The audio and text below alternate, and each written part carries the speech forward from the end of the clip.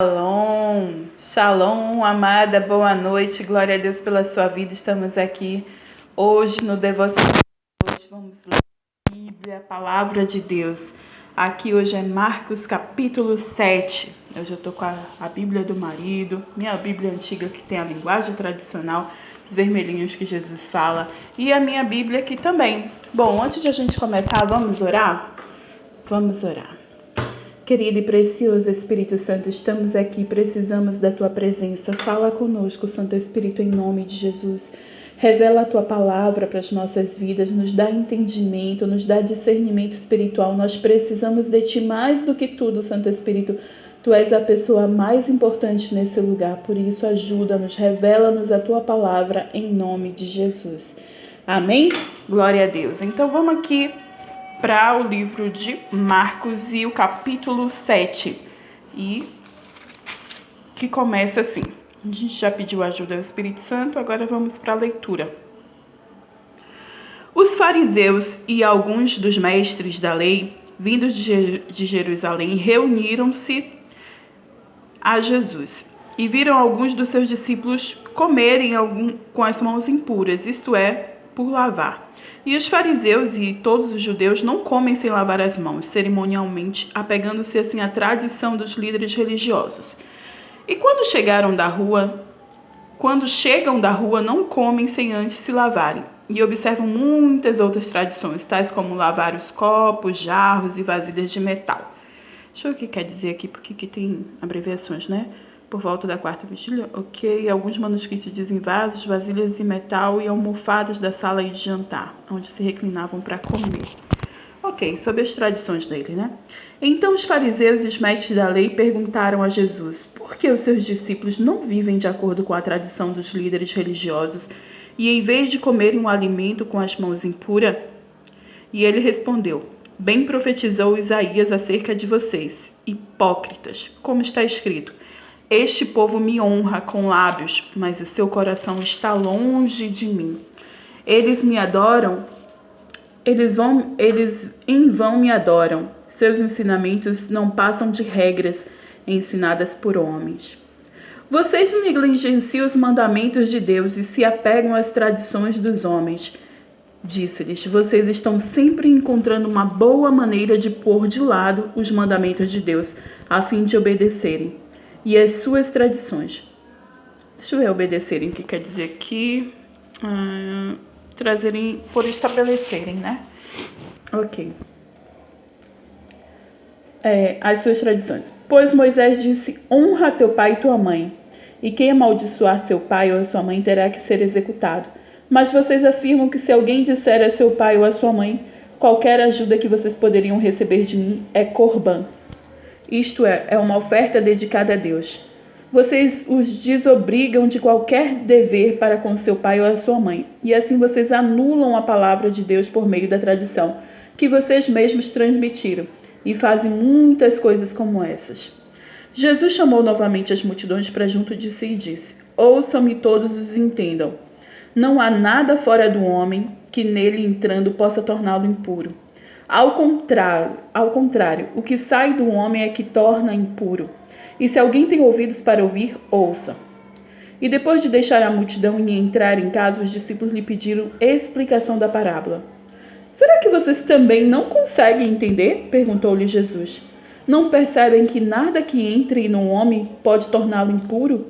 Porque não entra em seu coração, mas em seu estômago, sendo depois eliminado. E ao dizer isso, Jesus declarou puros todos os alimentos. E continuou: o que sai do homem é que o torna impuro. Pois do interior do coração dos homens vêm maus pensamentos, as imoralidades sexuais, os roubos, os homicídios, os adultérios, as cobiças, as maldades, o engano, a devassidão, inveja, calúnia, arrogância, insensatez. E todos esses males vêm de dentro e tornam o homem impuro. Eita, um tabefte na cara de todo mundo, né? Tanto dos fariseus que ficaram questionando Jesus, como também dos discípulos que perguntaram porque não tinham entendido, né? É Jesus e a tradição judaica. Os judeus, eles têm muitas tradições, né? Justamente essa, de lavar as mãos é bom, é higiênico, a gente também tem, né? de lavar os jarros e vasilhas, enfim. Mas para eles é muito importante isso, porque é como se tornasse as coisas impuras. E Jesus está dizendo aqui que não tem alimento impuro, que o importante não é o que entra, o que a gente come, vem do estômago e depois a gente elimina, né? E está falando aí já de outras coisas que para mim, meu filho, a gente se diverte muito falando, mas eu não vou ficar falando aqui. Meu filho tem 6 anos e a gente se diverte com isso. Mas enfim, tá falando que o que importa é o que sai da boca, é o que sai do coração, porque normalmente quando você vê ou ouve algo, isso vai para o seu pensamento. E do seu pensamento, se você deixar descer o seu coração, se essa coisa for boa, beleza, glória a Deus. Agora se for ruim, minha filha, quando sai aí justamente o que Jesus vem declarando aqui: calúnia, arrogância, sensatez, todos os males vêm de dentro. Então, assim, é justamente o que a gente deixa pensar e esse pensamento descer para o coração, ele daí sai com uma atitude, e a atitude pode ser boa ou ruim. E aí Jesus está falando que esse é o perigo, esse é o problema, é o que sai de dentro da gente. É o que, sabe quando a boca fala do que o coração está cheio? Justamente. O que você está cheio? De ódio, de raiva? Lembra, a gente leu, eu acho que foi hoje de manhã, sobre a Herodias, né? Que o que estava no coração dela, ódio de João Batista, ela mandou decapitar. E ela pediu para que uma cabeça, ninguém quer uma cabeça numa bandeja, pois o coração dela estava cheio disso. E se você deixar seu coração ficar cheio de ódio, de ressentimento, de mágoas, isso vai ser uma bola de neve que vai destruir você e pode até se tornar um câncer. Eu acredito muito que a maioria das doenças, elas são justamente do que veio antes no seu pensamento, desceu para o seu coração e daí começou toda a angústia, todo o problema, toda a depressão, toda a ansiedade. Olha só, é justamente o que você deixa sair de dentro de você. É o que pode ferir as pessoas, é o que pode machucar e que também pode machucar você. Por isso que não é bom a gente ter ressentimento, para isso tem o perdão. Não é bom você ter culpa, para isso tem a confissão de pecados, porque todos esses sentimentos destroem por dentro mesmo a gente. Bom, vamos continuar, não dá para ficar seguindo, parando num só lugar, né? Vamos seguir aqui. Jesus saiu daquele lugar e foi para os arredores de Tiro e de Sidom, que são as cidades vizinhas, né? Deixa eu ver aqui o que diz o F. Vários manuscritos não trazem o de Sidom. Ok, então ele foi para Tiro. Ele entrou numa casa e não queria que ninguém soubesse. Contudo, não conseguiu manter em segredo a sua presença. De fato, logo que ouviu falar dele, certa mulher, cuja filha estava em um espírito imundo, veio e lançou-se a seus pés. E a mulher era grega, sírio-fenícia de origem, e rogava a Jesus que expulsasse de sua filha o demônio. Então, assim, por que Jesus queria manter segredo, né? Porque aonde ele ia, a multidão cercava ele. Ele estava cercado ali de pessoas precisando de ajuda, de cura, de libertação. E às vezes você viu que a gente já leu, né? Que os discípulos nem conseguiam comer direito. Que ele tinha um momento dele com Deus, ele precisava se retirar de madrugada e orar, subir montes e fazer tantas coisas, né? Então ele precisava desse momento de privacidade com ele e Deus mesmo, né? E muitas vezes não tinha. E aqui ele foi em segredo para essa casa. Só que uma mulher descobriu que ele estava lá. Só que a mulher não era judia. Até então Jesus falava só com os judeus, né, com o povo escolhido de Deus, o povo que Deus escolheu ali, né, que selecionou.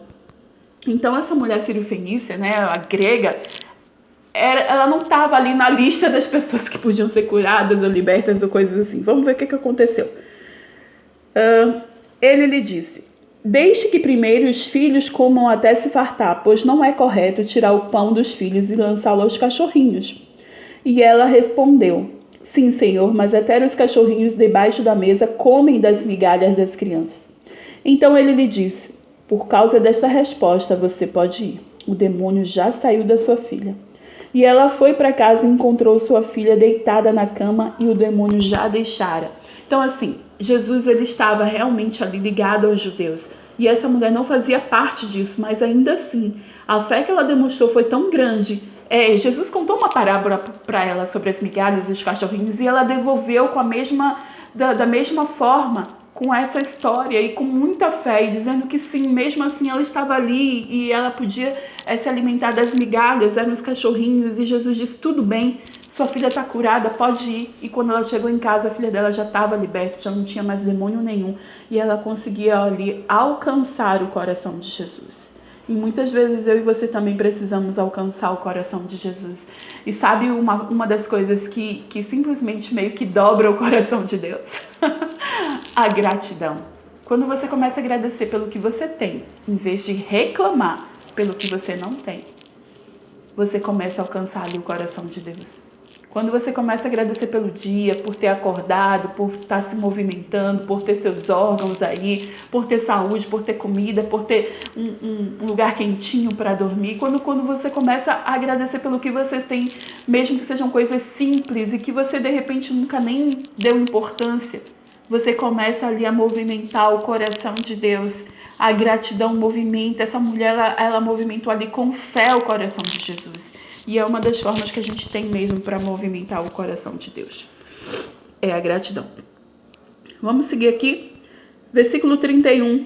A seguir, Jesus saiu dos arredores de Tiro e atravessou Sidom, até o mar da Galileia e a região de Decápolis. Ali algumas pessoas lhe trouxeram um homem que era surdo e mal podia falar, suplicando que lhe impusessem as mãos. Depois de levá-lo à parte, longe da multidão, Jesus colocou os dedos nos ouvidos dele e em seguida cuspiu e tocou na língua do homem. Então voltou os olhos para o céu e com um profundo suspiro disse-lhe: Efatá, que significa abra-se. Efatá, abra-se. E com isso os ouvidos do homem se abriram. Sua língua ficou livre e ele começou a falar corretamente. Uau! Jesus ordenou-lhe que não o contassem a ninguém. Contudo, quanto mais ele o proibia, mais eles falavam. E o povo ficava simplesmente maravilhado e dizia: Ele faz tudo muito bem. Faz até o surdo ouvir e o mudo falar. Uau, glória a Deus por todas as coisas. Imagina que parece uma coisa eca, né? Pegar ali, colocar cuspe, colocar na língua, colocar o dedo no ouvido, mas Jesus é Jesus e ele veio com efatá. Abra-se. O que você precisa hoje que o Senhor abra? Que porta é que você precisa? É uma porta da alegria? É uma porta da saúde? É a porta do que você está precisando? Então declare, efatá, que se abra em nome de Jesus. Coloque você à disposição do Senhor, seu coração na dispensação do Senhor, sua mente na dispensação do Senhor e vá ali com fé, porque o Senhor, Ele quer sim te curar. Ele quer sim te prosperar em saúde, quer prosperar você em relacionamento, quer prosperar você nas finanças. Ele quer te prosperar, porque Ele quer você bem pertinho, porque Ele tem o melhor para você. Deus, Ele tem o melhor para a sua vida. Os planos dele são bons para você. Agora a gente precisa ouvir e obedecer, se render ao Senhor, para ouvir dele, efatá, que assim seja em nome de Jesus. Amém?